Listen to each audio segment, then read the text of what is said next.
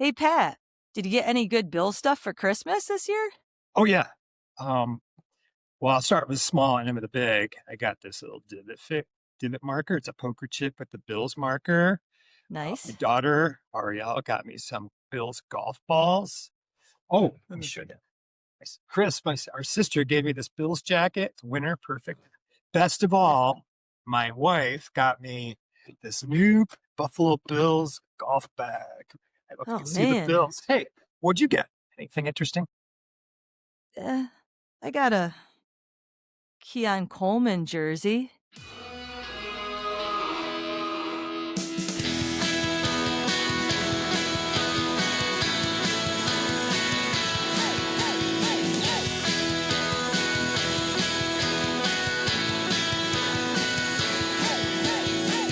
Coming to you from the great Southwest and Central New York, a brother and sister from the same mother and mister, Patrick Newell and Peg Newell, your hosts of Bill's Bloodline.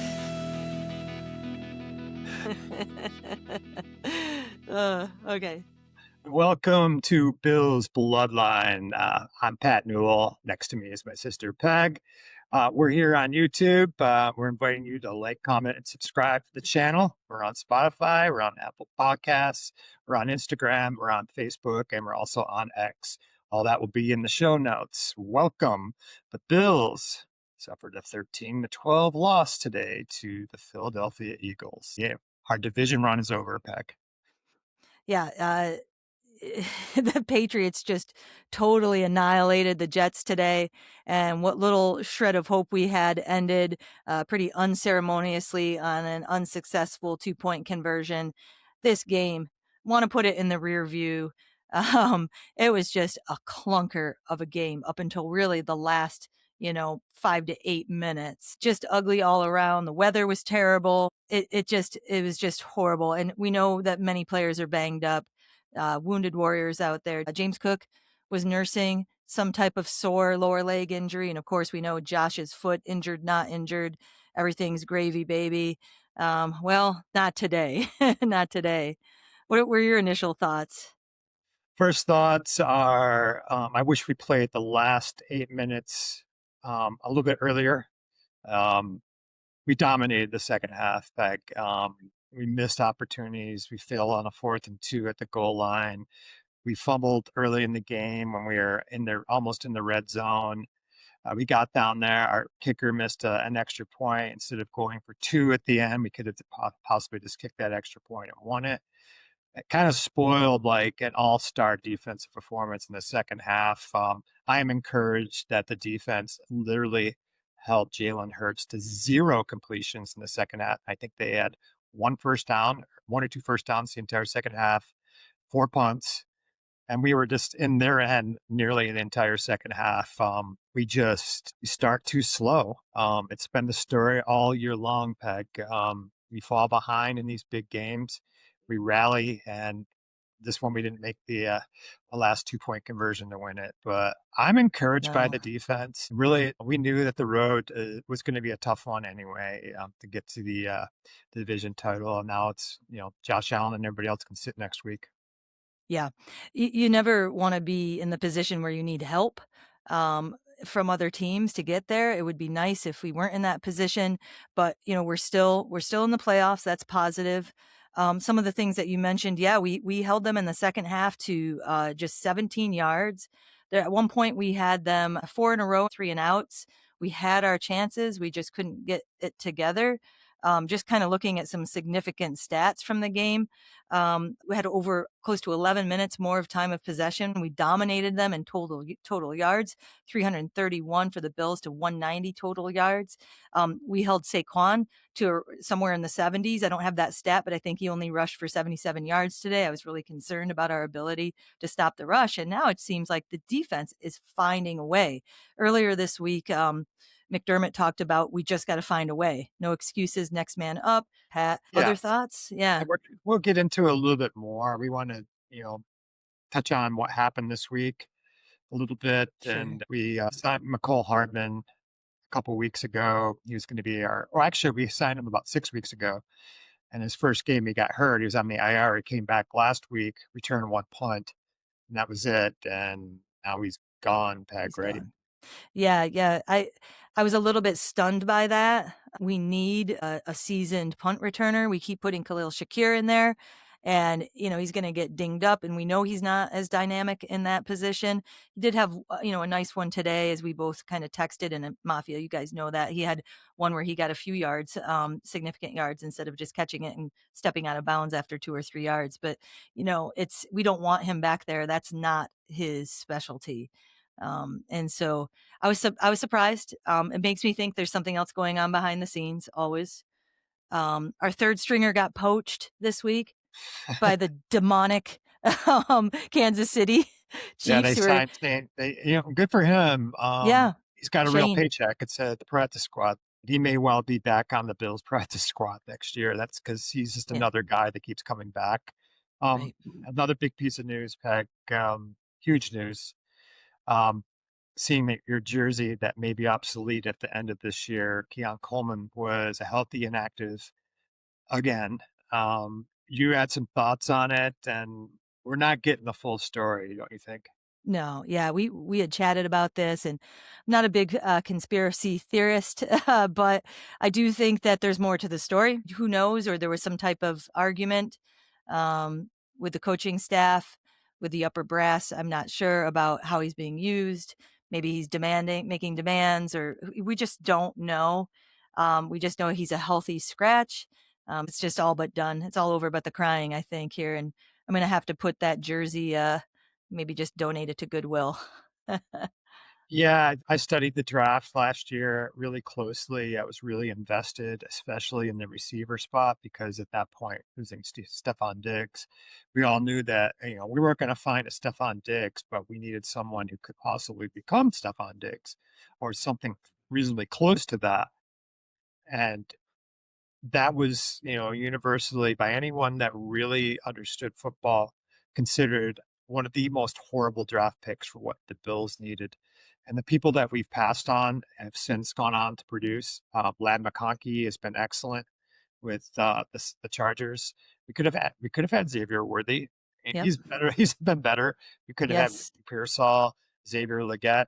We could have gone the other way. We could have had Cooper DeJean, who was picked Yes. right after Keon Coleman. He's an all-pro. We could have had an Yes. all-pro Yeah. instead of getting an all-pro. We got Keon Coleman, who may not be on the team next year, and Yeah. he is a young guy, and he didn't really commit full time to football until I think his sophomore year in college, because he was a dual sport athlete. He played basketball, and he was possibly known more for his basketball than his football, but football was his Hmm. faster path to, pro sports. Yeah. Maybe he'll find success somewhere else.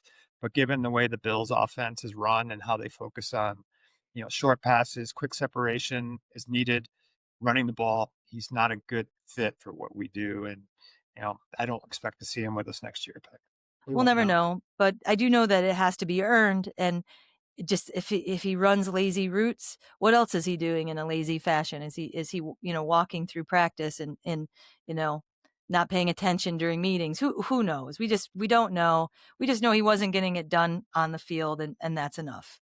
Well, You we got to know move on. Lamar Jackson apparently sleeps through meetings, but he's got two MVPs. Yeah. So that's Instead of true. MVPs, Keanu has DNPs. Yeah. So, so if he's sleeping through meetings, if he's late, he doesn't have the hardware behind him, the To back it up. MVPs. Yeah. So anyway, Yeah. let's get quickly. We talked about the game a little bit earlier. Yeah. Let's spend a few minutes on the game and Sure. the we got that 3-and-out. The first thing I texted you, can we once stop the team on their first drive and not give up Yes. a Yes. touchdown the last 3 games? The teams that gotten the ball first, we won the toss, deferred, and then the other team went down and scored. Yeah. So we got that 3-and-out, and we're driving down the field. And what happens? Josh Allen, pass, not pass. He fumbles it. And, most of the people are saying it was just too close to overturn. Um, Yeah. and from that point forward, we played terrible in the first half. Yes. Yeah, it just set the tone. I had my Bills colored glasses on for that, my Bills lenses, and it was just like, it's a pass, it's a pass. But when Well, you look at it, it looks like it slipped. I think he was trying to throw it away, and it just slipped and became a fumble. So maybe it was a passel, yeah, we a could fum not. ass. Yeah. Was it frustrating for you to see how inept, one, our pass blocking was, and two, how we could not move the ball in the first half after those first couple drives? We just were stymied completely by It, Philadelphia. It wasn't until the second half we made the adjustments, but why do we have to wait so long to make the right. adjustments? It's clear that they're winning the battles up front. I mean, anybody with any two sets of eyes that can see could definitely tell that we could not block them with what we were doing. Right. And I Tom Brady is the GOAT, and he in the broadcast on Fox he mentioned that it was on Josh to change some of the protections there. And so I feel like, there's blame to go everywhere, and there's what if this, if that. But I think that Josh made a lot of really, really characteristic and uncharacteristic mistakes. One of the things that I noticed today that I thought was really troubling was in that 2-point conversion when the Eagles called the timeout. Prior to that, he gets the call in his headset, his inner microphone in his helmet. He looks at his plays on his wristband, and he shook his head. And he Like, you didn't shook like his it. head. He didn't like it.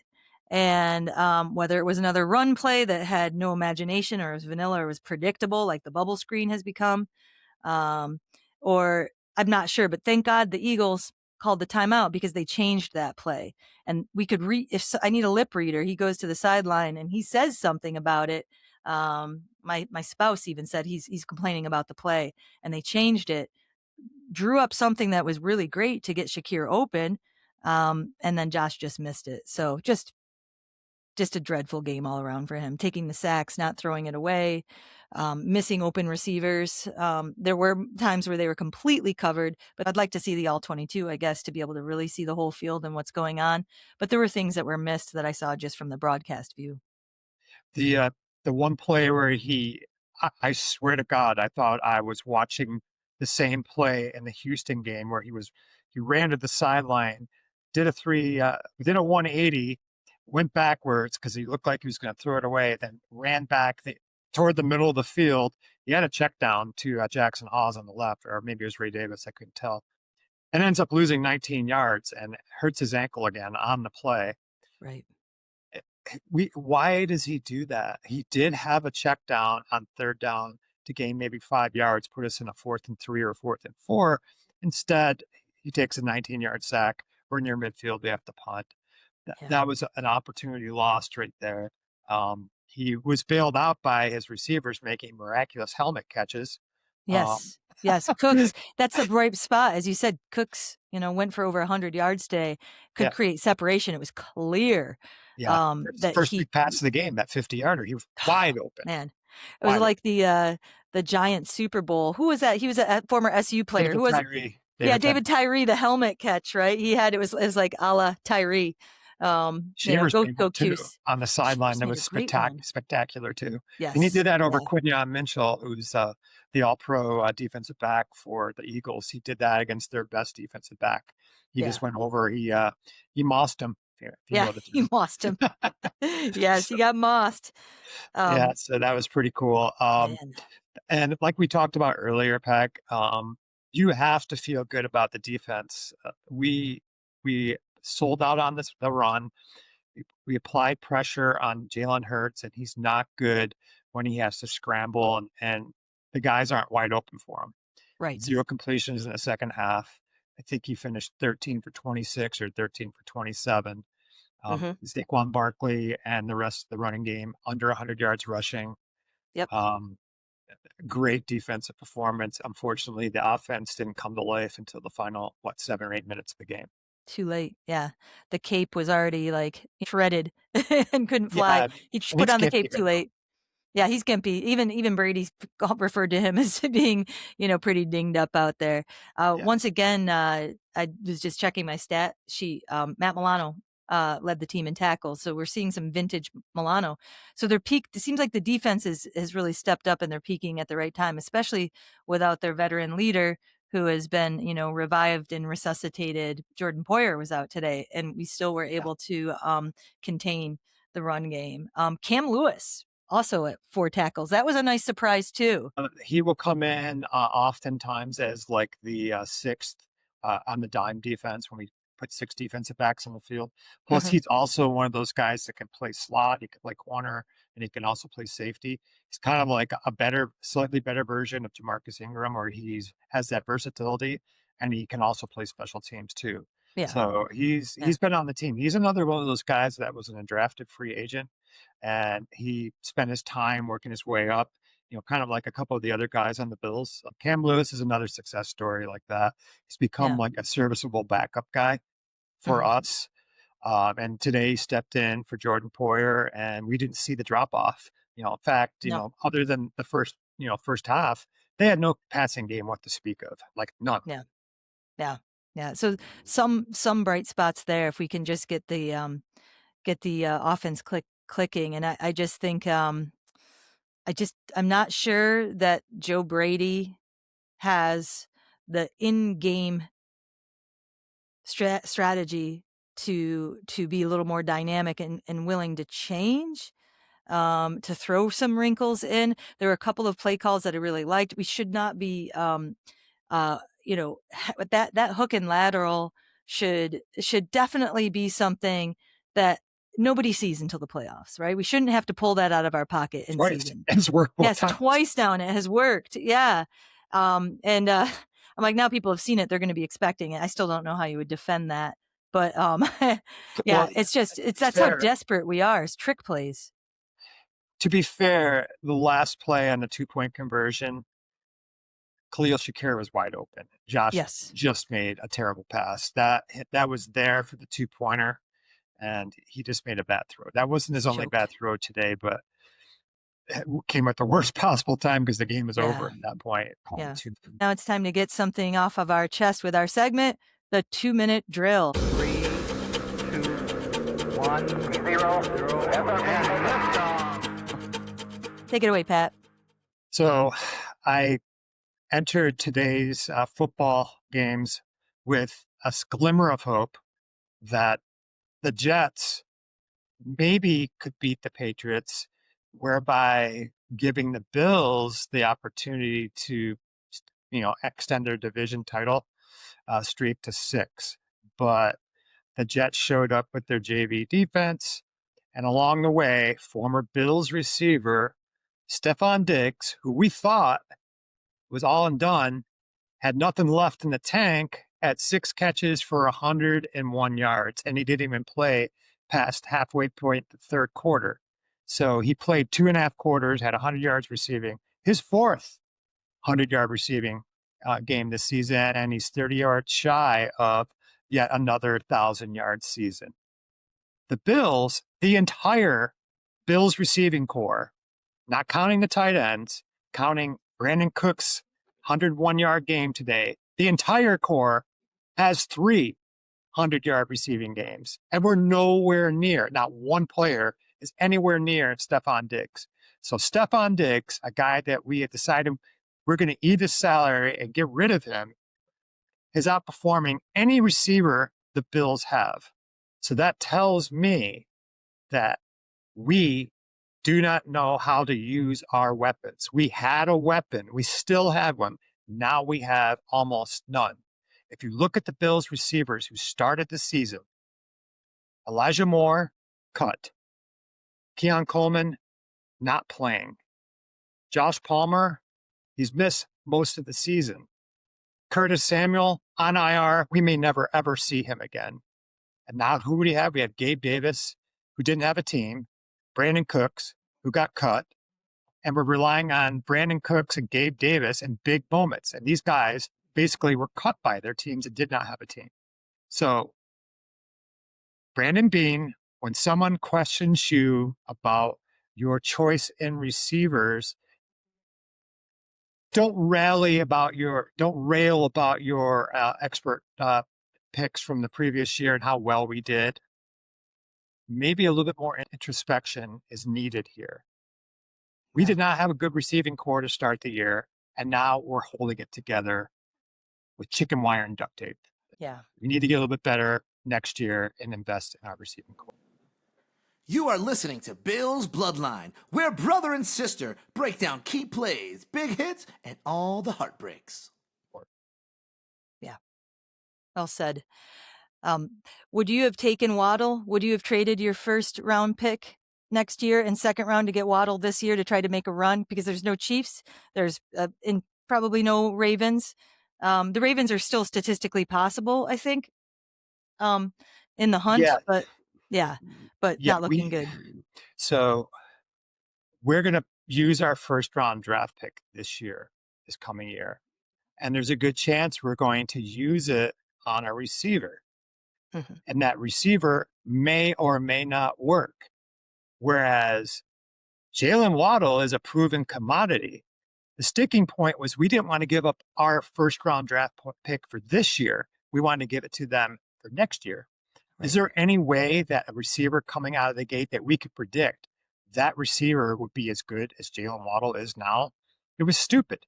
He's trying right, to preserve something with the hope of getting something better when we know we can get the sure thing. So it was a totally stupid, oversight on his part. Just take the deal, give Josh Allen a true number one receiver. I mean, come on. right, We're right. relying on like helmet catches from Brandon Cooks and Mosses from Tyrell Shavers, who was not even drafted. Right, So right. I mean, And Gabe yeah, Davis got Gabe Davis had I think one target today. He yeah, had, and it was just that quick slant in the end zone, and it was a terrible play. It was the timing was off, but he didn't make a catch today. I know he's a good blocker, but our run game was completely shut down. Cook only had about 70 yards, I think maybe 80 yards today. That's it. and he threw that behind Gabe. Yeah, He threw it leading him into the end zone. That might have been a touchdown. Instead, he yeah, threw it kind of a little bit behind him and allowed yeah, the defensive back to get his hand in there. So yeah, it was kind of a bad pass. And yeah. yeah, Concerned about Josh Allen moving forward with these like timing plays too. And that's something I've heard people who it's their business to talk about this stuff. I'm just a teacher yeah, and armchair quarterback, but it is concerning the timing plays and we could go on and on about things and of course play calling and not utilizing receivers. It's always probably much more complicated than it seems. yeah. And you know, now the division title is no longer possible. We have the Jets next week, and I expect Josh to take one snap from center to keep his The start streak, streak, and then put his hat on and watch Mitch Trubisky play the rest of the game. right? I don't know. This is the one question I'm not sure of because um, James Cook has a chance to win the rushing title. He's up on Jonathan Taylor by I'd say today they had about the same amount of yards or fairly close. I think James Cook maybe is ahead by around 50 yards. I know that's important to him and it's important to the Bills to win the rushing title, but we also need James Cook healthy. So I don't Right. know if we're gonna. The Jets obviously, they look like they're even though they may not be doing it intentionally, they look like they're tanking. They tanked the Yes. entire first three quarters today. They used James Cook. Yeah. Yes. I saw a lineman who had a chance to just Drake May got out. You got to love Drake May. He got out, threw a pass, a screen, similar to kind of our bubble screen, and he got out there and tried to throw a block, and he was right there in the line of fire. And I watched a lineman just kind of just tap him gently. He didn't. He could have taken him out. He was out there. He put himself out there to block, and he could have lit him up, and he didn't. So they're definitely kind of winding down there. I also read this week, Pat, that Shakir and Knox have some pretty big incentives coming up. I'm not talking like big, big, big incentives, but 100. I mean, it's big to us. $150,000 Right. here and there if they get a certain number of catches or yards, and so those are still in play for them. Whether or not we prioritize just keeping them healthy, that's a Yeah, the decision inside the playoffs. organization. Yeah, staying healthy for the playoffs is number one. I expect very little usage of our starters, Peck, and like Josh Allen said earlier this week, and maybe he talked about the you got to get in if you want to have a Right. chance. Exactly. Exactly. Yeah. Let's take a listen to that. Yeah, I mean, I think the way that I put it in terms is to win the lottery, you got to buy a ticket. To win a Super Bowl, you got to make the playoffs. Getting into the playoffs is our ticket. Now, what we do with that is up to us and going out there and executing each and every week. And you want to go into the playoffs playing as well as you can. And obviously, there's still a chance for us to win the division. And obviously, we need help doing that. At the end of the day, we want to come out and take it one game at a time and still have that backs against the wall mentality and, try to play our best football going into it. So we got at the end of the day, Yeah. we got backs against the wall. What was the third one? One day at a time, one play at a time. Well, he forgot to we got to put our best foot forward, and it's going to be all hands on deck. Yes. Oh my God. There were like multiple. multiple. His two other favorite quotes because I read Josh's. You may have read this too, but Josh, from the time he was like 9 or 10 years old, coming home from Pee Wee games, his dad would pretend to interview him in the car, and he coached him on how to do the least controversial interviews possible. Thank your linemen, thank your receivers, thank the blockers. Never about you, cliche. And as English and writing people, I can't stand those quotes. I absolutely hate them.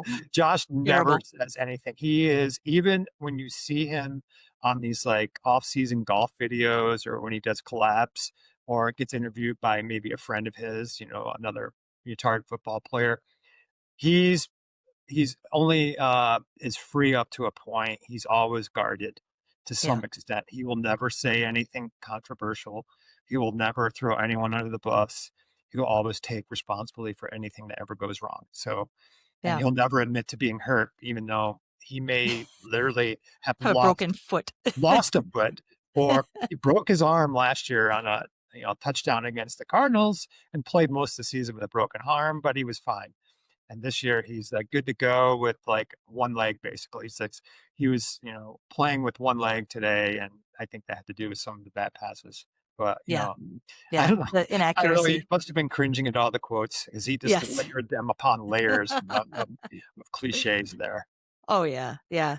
Well, on that note, let's switch to something a little bit positive here. You are listening to Bill's Bloodline. We've got one more game left at Highmark Stadium. And I thought the next 2 episodes of Bill's Bloodline, I'd ask Pat a couple of questions and share some trivia with you listeners out there. Pat, what are some of the nicknames for the stadium? Do you know what some of the nicknames are? This is not a rapid fire one, by the way. Oh. Yeah, this is not. I know that the previous stadium that this Highmark replaced, it was called The Rock. The Rock. Yeah. The Rock. I think it was the Memorial Stadium that was just a war memorial stadium that was a rock pile. But I don't know the nicknames of the stadium. So there's been quite a few, and so maybe these are not the official nicknames, but a lot of people call it the Ralph, right? Ralph Wilson Jr. And then the House of Pain due to the weather. In which we can speak to that. We've been there. It opened in 1973, Pat, which was a really good year. And this is an interesting story. So it came to be known as Rich Stadium, but what maybe listeners don't know is that there was a coffee creamer, a non-dairy coffee creamer company that bought the rights, and they wanted to call it Coffee Rich Park. They put up a certain amount of money. I don't know what that was. And Ralph Wilson Jr. actually matched that amount. He did not want the stadium to be called Coffee Rich Park. It was the Coffee Rich non-dairy creamer. Can you see that? Can you see that mascot? A big creamer, like a little creamer pod. So they ended up with this board that was voting on it. They still gave it to the Rich Park folks, but they compromised with Ralph Wilson and just called it Rich Stadium. And so that's the story about how Rich Stadium came to be, which was really interesting. And of course, Pat, you know this. What have been all the names? Do you remember them all? Well, obviously it was Rich Stadium. Then it was Ralph Wilson Stadium. Then I think it was New Era Field. Correct. And I think for a brief period of time it was Buffalo Bills Stadium. Then it became Highmark. And now Highmark probably has the rights as we go into the new stadium too for a little bit, right? They do. They have the rights for a total of 12 years. So I'm not a math teacher. We'll have to count up the number of years and then we'll know the new stadium. Highmark? This is year 2 year 2. Yeah. Yeah, Then so we we've have 2 got more 10 more years, yeah. years. Yeah. So with that, next week, look for some more interesting stories about the stadium and the history of the stadium. Some are a little that it was, and I'll tell you the story about the grave site, the Sheldon family grave site. So look forward to that next week. Pat, anything else you want to add? Well, let's get through the Jets game with no more casualties. Really care who we play in the playoffs. I Good. honestly don't care.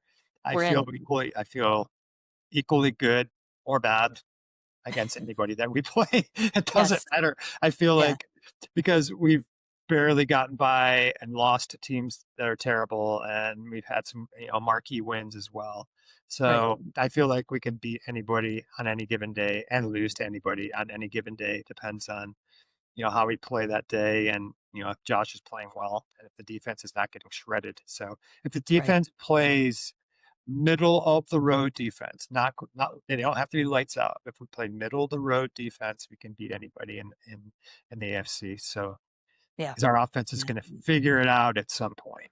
You gotta believe. You gotta believe. I agree, Pat. Well, with that, thank you all for listening to Bill's Bloodline. We're gonna give a shout out. Pat and I like to shout out organizations that are important to us or people who are important to us, players or companies affiliated with the Bills who are doing good work in the community. And this week, just a 19-year organization. The NFL Play 60. I look outside and it's dark and dreary, and I want to see kids outside playing in the snow like what we used to do when we were kids, building snowmen and snow forts and having snowball fights and, trying to ski down the hill and sledding and all these things that, I just wish I saw more kids outside. And I like this organization. The NFL Play 60 does great work encouraging not just getting outdoors and playing for 60 minutes a day, but also encouraging and inspiring kids to lead healthy lifestyles. The NFL has partnered with the American Heart Association. So if you go to heart.org, you'll be able to find more information about NFL Play 60. And of course, you can go to NFL.com and search up this program. 19 years strong, going into their 20th year. So get outside and play, kids. One of my Yeah, favorite things to still do. see a lot of those commercials that for that organization. The NFL Yeah, promotes it pretty heavily.